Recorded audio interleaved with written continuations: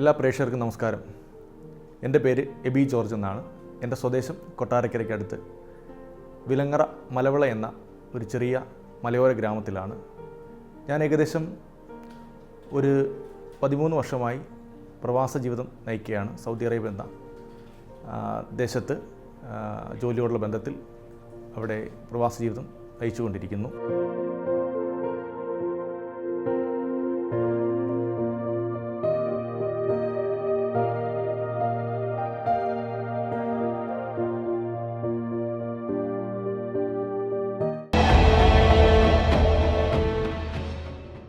എൻ്റെ കുടുംബത്തിൽ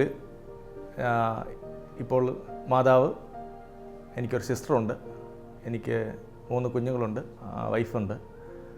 അങ്ങനെ ഞങ്ങളുടെ കുടുംബം ഇങ്ങനെ മുന്നോട്ട് പോകുന്നു.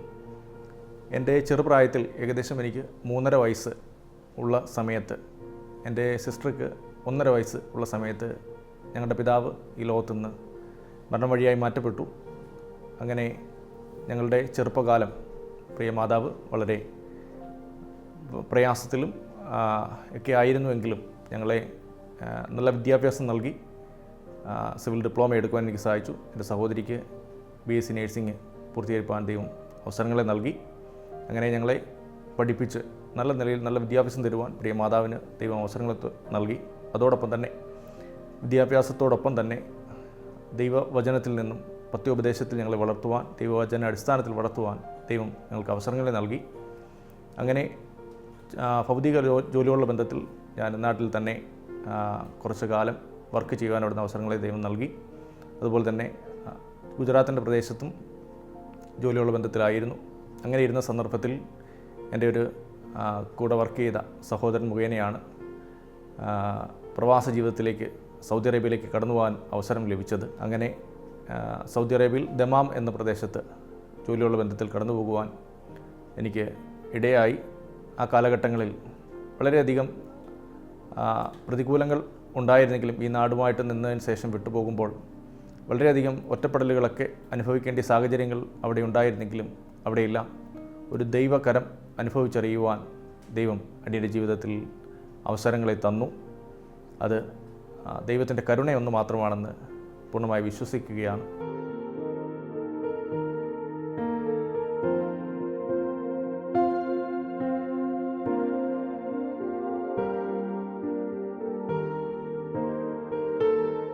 അങ്ങനെ എൻ്റെ കൂടെ വർക്ക് ചെയ്ത എൻ്റെ ഒരു പ്രിയ സഹോദരൻ ടോബിൻ എന്ന് പറയുന്ന പ്രിയ സഹോദരൻ മുഖാന്തരമാണ് എനിക്ക് അവിടെ പ്രവാസ ജീവിതത്തിലേക്ക് സൗദി അറേബ്യയിലേക്ക് പോകുവാൻ അവസരങ്ങൾ നൽകിയത്. അങ്ങനെ ഇരുന്ന സന്ദർഭത്തിൽ ഞാനിവിടെ ഭൗതിക ജോലിയുള്ള ബന്ധത്തിൽ നാട്ടിൻ്റെ പ്രദേശത്തായിരുന്നപ്പോൾ അദ്ദേഹം എന്നോടൊപ്പം ജോലി ചെയ്തതാണ്. അദ്ദേഹം മുന്നമേ കടന്നുപോയി. അതിനുശേഷം എന്നെ വിളിക്കുകയും അങ്ങനെ ഇതിനു വേണ്ടുന്ന ക്രമീകരണങ്ങളെപ്പറ്റി പറയുവാൻ അവിടുന്നിടയായി. സാഹചര്യങ്ങൾ നോക്കിയാൽ കടന്നു പോകാൻ ഒരു സാധ്യതയും മുന്നിലില്ല. എന്നാൽ ആ സഹോദരൻ ദൈവത്താൽ അല്ലെങ്കിൽ ദൈവനിയോഗത്താൽ ബന്ധപ്പെടുവാൻ അവിടുന്നിടയായി. അങ്ങനെ എൻ്റെ എക്സ്പീരിയൻസും കാര്യങ്ങളുമൊക്കെ അവിടെ അറിയിക്കുകയും കമ്പനിയിൽ അറിയിക്കുകയും അവർ ഇൻ്റർവ്യൂ അറ്റൻഡ് ചെയ്യുവാൻ അവിടുന്നിടയായി. അങ്ങനെ ആ ഇൻ്റർവ്യൂ അറ്റൻഡ് ചെയ്ത് അങ്ങനെയാണ് ഇൻ്റർവ്യൂ പാസ്സാവുകയും ആ ദേശത്തേക്ക് കടന്നു പോകാൻ ദൈവം അവസരങ്ങളെ നൽകിയത്. അങ്ങനെ എനിക്കുള്ള വിസ വരുവാൻ അവിടുന്നിടയായി. ടിക്കറ്റ് കാര്യങ്ങളൊക്കെ ക്രമീകരിച്ചു.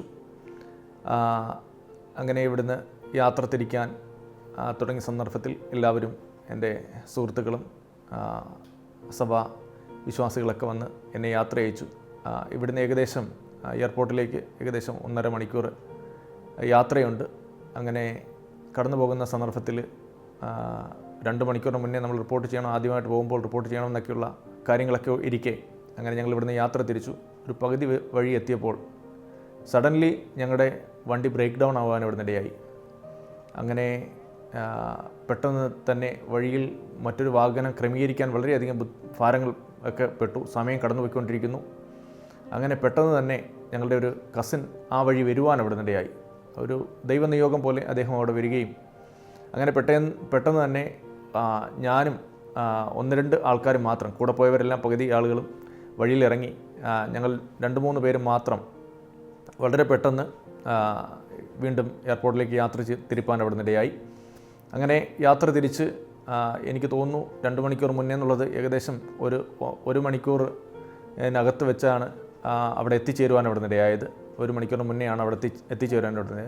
എന്നിട്ട് അങ്ങനെ പെട്ടെന്ന് വളരെ ടെൻഷനിലായിരുന്നുവെങ്കിലും, ആദ്യമായിട്ടുള്ള യാത്രയാണ്, അങ്ങനെ വളരെ ടെൻഷനിലായിരുന്നുവെങ്കിലും അങ്ങനെ കടന്നുപോയി.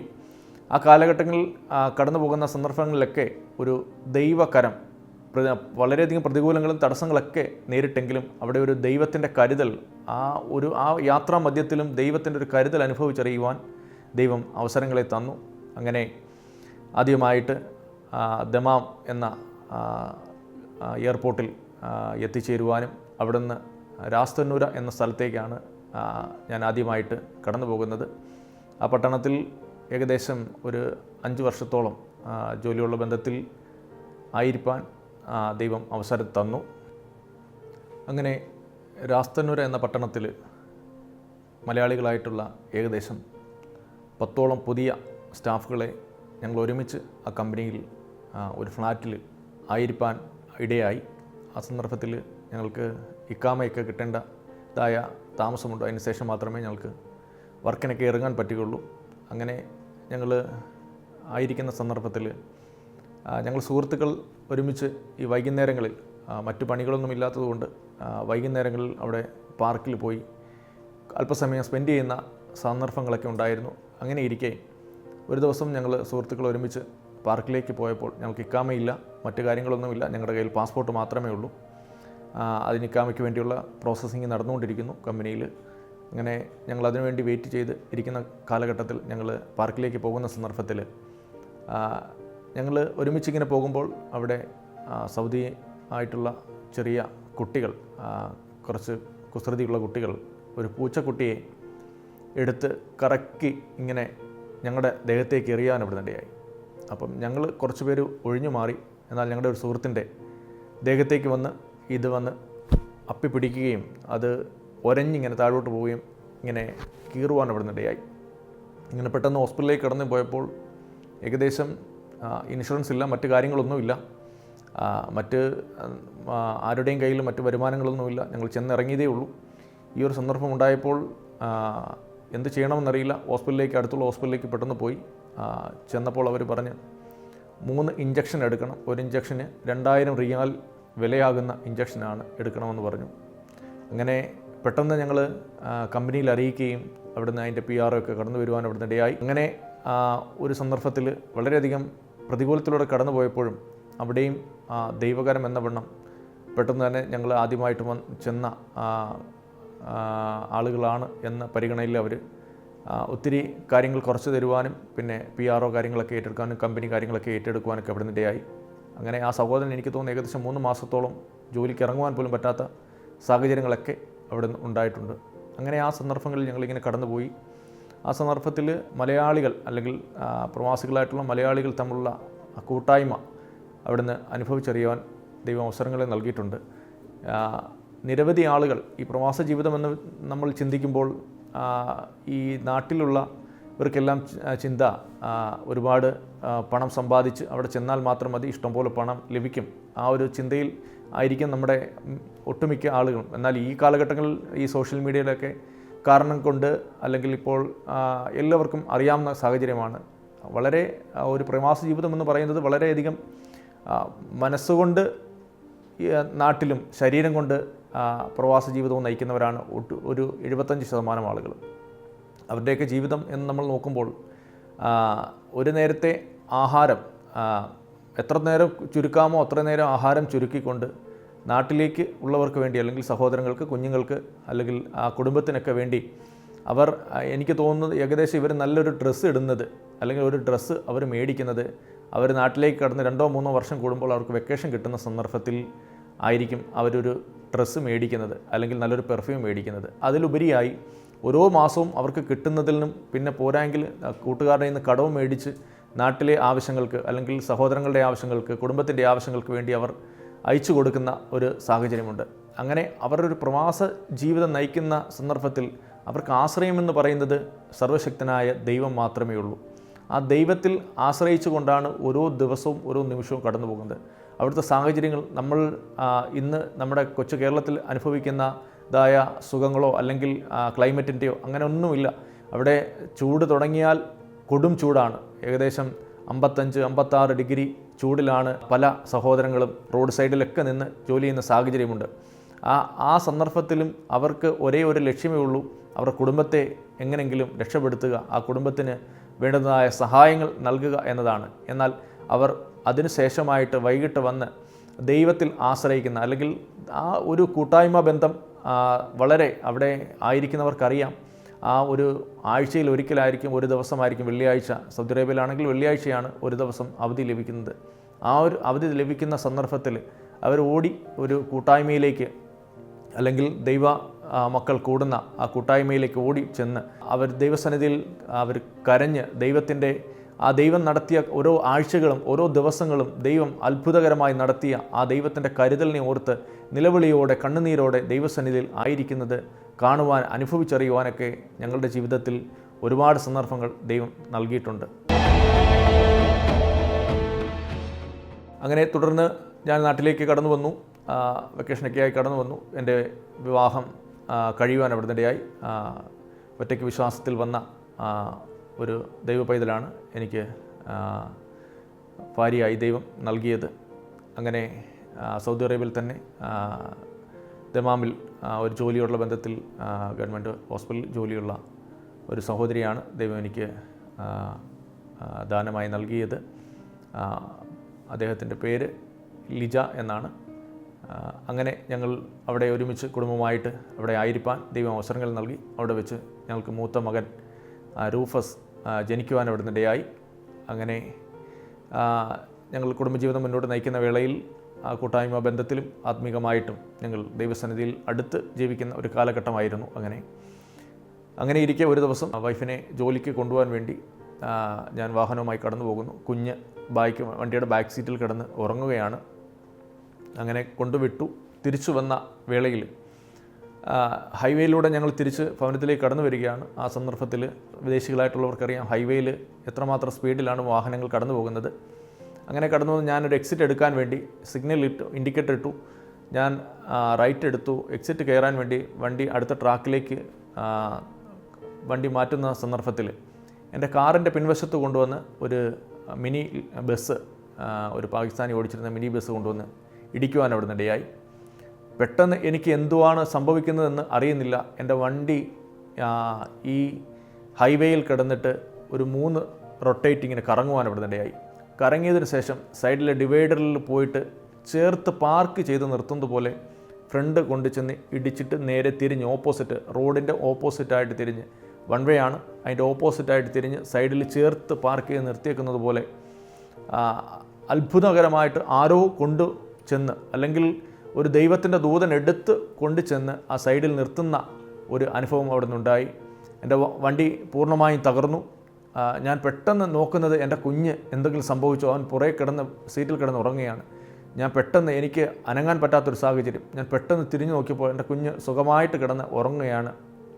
ആ ഒരു സന്ദർഭത്തിൽ അവനൊരു അല്ലെങ്കിൽ അവിടെ അങ്ങനെ ഒരു സംഭവം ഉണ്ടായെന്ന് പോലും അറിയാതെ കുഞ്ഞ് ഉറങ്ങുന്നതായിട്ട് കാണുവാൻ അവിടെ നിന്നിടയായി. അതുപോലെ തന്നെ ആ സന്ദർഭത്തിൽ വലിയ ട്രക്കുകളൊക്കെ വരുന്ന റോഡാണ്. ആ ഒരു സന്ദർഭത്തിൽ എന്തോ ദൈവത്തിൻ്റെ കരുതൽ എന്ന വണ്ണം ആ ഒരു നിമിഷത്തേക്ക് അവിടെ ആ വാഹനങ്ങളൊന്നുമില്ല. ഇല്ലെങ്കിൽ ആ വണ്ടി തട്ടി തിരിച്ച് ചെന്ന് കയറുന്ന വലിയ ട്രക്കിൻ്റെ അടിയിലേക്കാണ് കാർ ചെന്ന് കയറുന്നത്. അങ്ങനെ നിരവധി അപകടങ്ങൾ നടക്കുന്ന ഒരു ദേശമാണ്.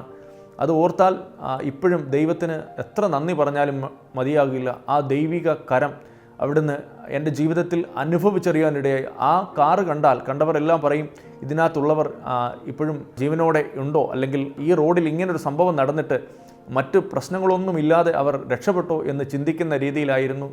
എന്നാൽ പെട്ടെന്ന് തന്നെ മറ്റ് വാഹനങ്ങൾ, അവിടുത്തെ പോലീസ് അധികാരികൾ വരികയും പെട്ടെന്ന് തന്നെ ഞങ്ങളെ അവിടുന്ന് മാറ്റുകയും അവിടുന്ന് ഉണ്ടായി. എന്നാൽ അവർക്ക് തന്നെ അത്ഭുതമാണ്, ഒന്നും സംഭവിച്ചില്ലല്ലോ, ഇതെന്തിനാണ് ഇങ്ങനെ. അവർ ആദ്യം വിചാരിച്ചു ഈ വണ്ടി എങ്ങനെയാണ് ഇവിടെ കൊണ്ടുവന്ന് ഓപ്പോസിറ്റ് പാർക്ക് ചെയ്തേക്കുന്നത് എന്ന ചിന്തയോടെയാണ് പോലീസ് അധികാരികൾ വരുന്നത്. അവർ വന്ന് നോക്കിയപ്പോഴാണ് ഞങ്ങൾക്ക് ഇറങ്ങാൻ പറ്റാതെ സ്റ്റക്കായിട്ട് ഈ വാഹനത്തിൻ്റെ ഉള്ളിൽ തന്നെ ഇരിക്കുകയാണ് ചെയ്യുന്നത്. അങ്ങനെ പെട്ടെന്ന് ഞാൻ എൻ്റെ കുഞ്ഞിനെ എടുത്തു. അവൻ എന്നിട്ടും അറിയുന്നില്ല. അവനെ ഞാൻ എടുത്തു, പുറത്തേക്ക് ഇറങ്ങി, വാഹനത്തിൽ നിന്ന് പുറത്തേക്ക് ഇറങ്ങി. എന്നിട്ടാണ് അവന് ആ കുഞ്ഞ് ഉണരുവാൻ അവിടെ നിടയായത്. അങ്ങനെ ദൈവം ഒരു അത്ഭുതകരമായി ഞങ്ങളൊരു മരണകരമായ ആപത്തിൽ നിന്ന് ദൈവം ഞങ്ങളെ ആ ദേശത്ത് ഞങ്ങളെ വിടുവിച്ചു. അങ്ങനെ നിരവധി അപകടങ്ങളും അനർത്ഥങ്ങളൊക്കെ കൺമുൻപിൽ കണ്ടു. ജോലിയുള്ള ബന്ധത്തിൽ കടന്നു പോകുന്ന സന്ദർഭങ്ങളിലൊക്കെ പല സന്ദർഭങ്ങളിലും ലോങ് ഡ്രൈവ് ചെയ്ത് സൈറ്റിൽ നിന്ന് തിരിച്ചു വരുന്ന സന്ദർഭത്തിൽ കണ്ണടഞ്ഞു പോയിട്ടുണ്ട്. പെട്ടെന്ന് തന്നെ നമ്മൾ നോക്കുമ്പോൾ മുന്നിൽ വണ്ടി ആയിരിക്കും കാണുന്നത്, എന്നാൽ പെട്ടെന്ന് തന്നെ ബ്രേക്ക് ചെയ്ത് അങ്ങനെ നിരവധി, ഒരു തവണയല്ല പല തവണ അങ്ങനെ അപകടങ്ങൾ നേരിടാമായിരുന്നു. എന്നാൽ അവിടുന്നെല്ലാം ദൈവം അത്ഭുതകരമായി ഞങ്ങളെ അവിടുന്ന് വഴി നടത്തി. ആ ദൈവത്തിൻ്റെ കരുതൽ നമ്മൾ അനുഭവിച്ചറിയണമെങ്കിൽ തിരുവചനത്തിൽ നമ്മൾ വായിക്കുന്നുണ്ട്, ദൈവം മരുഭൂമിയിൽ കൊണ്ടുപോയി ഹൃദ്യമായി സംസാരിക്കുമെന്ന്. നമ്മൾ ആയിരിക്കുന്ന ആ ഒരു പ്രവാസ ജീവിതത്തിൽ ദൈവം ഹൃദ്യമായിട്ട് ഒരു മനുഷ്യനോട് ഇടപെടുന്നത് നമ്മുടെ നേരിട്ട് അവിടുന്ന് അറിയുവാൻ അല്ലെങ്കിൽ അനുഭവിപ്പാൻ നമുക്ക് സാധിക്കും. ആ ദൈവകരം നമുക്ക് ദൈവത്തിലല്ലാതെ മറ്റ് ആരിലും ആശ്രയിക്കാൻ കഴിയുകയില്ല എന്നുള്ളതാണ് വാസ്തവപരമായ ഒരു കാര്യം. പലപ്പോഴും നമ്മൾ ചിന്തിക്കും ഈ പണം കൊണ്ട് നമുക്ക് എല്ലാം നേടാമെന്ന്, അല്ലെങ്കിൽ ഈ ലഭിക്കുന്ന അല്ലെങ്കിൽ നമ്മുടെ ചുറ്റുപാടുമുള്ള നമ്മുടെ പിടിപാടുകൾ കൊണ്ട് ബന്ധങ്ങൾ കൊണ്ട് എല്ലാം നേടിയെടുക്കാമെന്ന് നമുക്ക് പലപ്പോഴും ചിന്തയുണ്ടാകാം. എന്നാൽ ഇതൊന്നും നമുക്ക് പല സന്ദർഭങ്ങളിലും ഫലവത്തായി എന്ന് വരികയില്ല. എന്നാൽ അവിടെയെല്ലാം നമ്മളെ ആരും സഹായിക്കാനില്ലാത്ത സ്ഥാനത്ത്, നമ്മളെ ആരും കരുതാനില്ലാത്ത സ്ഥാനത്ത് നമ്മെ കരുതുവാൻ, നമുക്ക് വേണ്ടി പ്രവർത്തിപ്പാൻ ദൈവത്തിൻ്റെ ഒരു കരമുണ്ടെന്ന് അനുഭവിച്ചറിയുവാൻ പല പ്രവാസികൾക്കും അല്ലെങ്കിൽ എന്നെപ്പോലെയുള്ള പല പ്രവാസികൾക്കും പറയുവാൻ കഴിയുന്നത് ദൈവത്തിൻ്റെ കരം അല്ലെങ്കിൽ ദൈവത്തിൻ്റെ സാന്നിധ്യം അനുഭവിച്ചറിയുവാൻ ഈ ഒരു പ്രവാസ ജീവിതം കൊണ്ട് ഞങ്ങൾക്ക് സാധിച്ചു എന്നുള്ളതാണ്.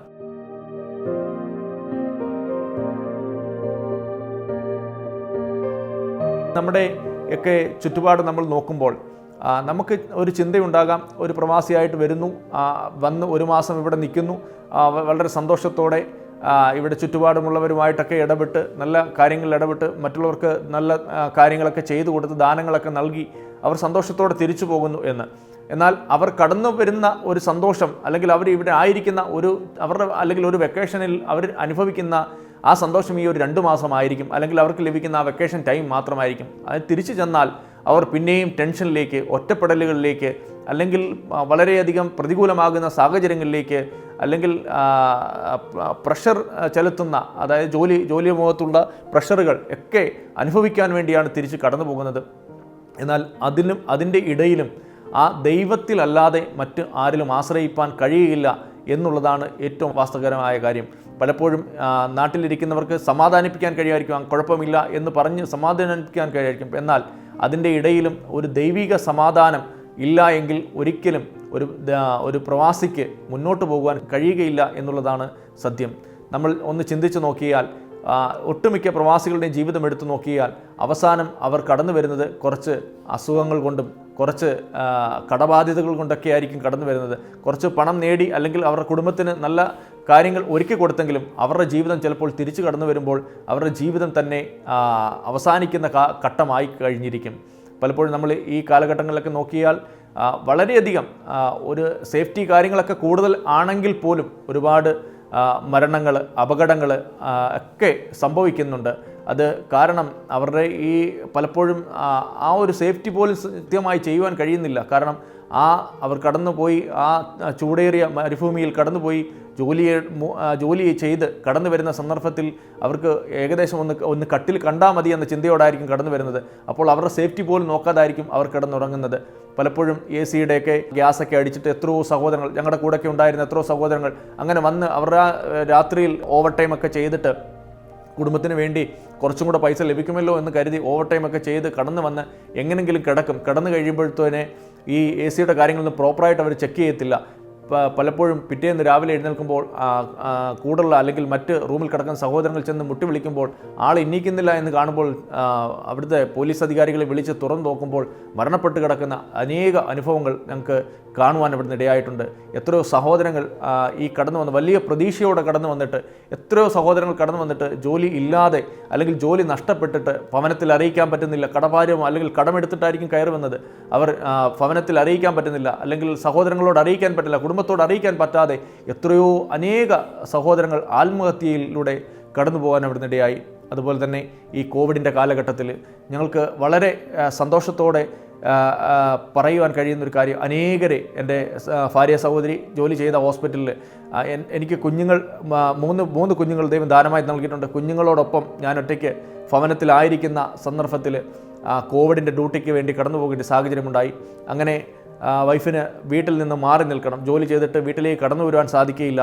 ആ കടന്നു പോകുന്ന സന്ദർഭത്തിൽ നമ്മുടെ മലയാളികൾ മാത്രമല്ല, പാകിസ്ഥാനികൾ, മറ്റ് നേപ്പാളികൾ, ഇങ്ങനെയൊക്കെയുള്ള പല ആളുകളും ഈ അവരുടെ ഒരു അസുഖമായിട്ട് ഹോസ്പിറ്റലിൽ കേട്ടിക്കഴിഞ്ഞാൽ പിന്നെ ഈ കോവിഡിൻ്റെ സമയത്ത് അവരെപ്പറ്റി പിന്നെ ഒരു അറിവും ആ കുടുംബത്തിനോ അല്ലെങ്കിൽ കൂടുള്ളവർക്കോ ആ കമ്പനിക്ക് പോലും അറിയാൻ സാധിക്കുകയില്ല. കാരണം മറ്റ് ഒരു ബന്ധങ്ങളുമില്ല. അവരെ അതിനകത്ത് കയറി അവർ കോമ്പൗണ്ടിൽ കയറി കഴിഞ്ഞാൽ പിന്നെ അവർ രക്ഷപ്പെട്ട് തിരിച്ചു വന്നാലായി, ഇല്ലെങ്കിൽ അവരെ അടുത്ത മോർച്ചറിയിൽ അന്വേഷിച്ചാൽ മതി. അങ്ങനെയുള്ള ഒരു സാഹചര്യത്തിലൂടെ ആ കോവിഡിൻ്റെ സമയത്ത് കടന്നു പോകാൻ അവിടെ നിന്നിടയായി. ആ സന്ദർഭത്തിൽ എൻ്റെ ഭാര്യ അവിടെ ഭവനത്തിൽ നിന്ന് വർക്ക് ചെയ്യാൻ വേണ്ടി കടന്നുപോയി. ഞാൻ ഒറ്റയ്ക്ക് കുഞ്ഞുങ്ങളുമായിട്ട് ഭവനത്തിലാണ്. ഞാൻ ജോലിക്ക് പോകുന്ന സമയത്ത് കുഞ്ഞുങ്ങളെ, മൂത്ത പൈതലിനെ സ്കൂളിലേക്ക് വിടുകയും മറ്റ് 2 കുഞ്ഞുങ്ങളെ റൂമിലിട്ട് പൂട്ടിയതിന് ശേഷമാണ് ഞാൻ ജോലിക്ക് വേണ്ടി കടന്നു പോകുന്നത്.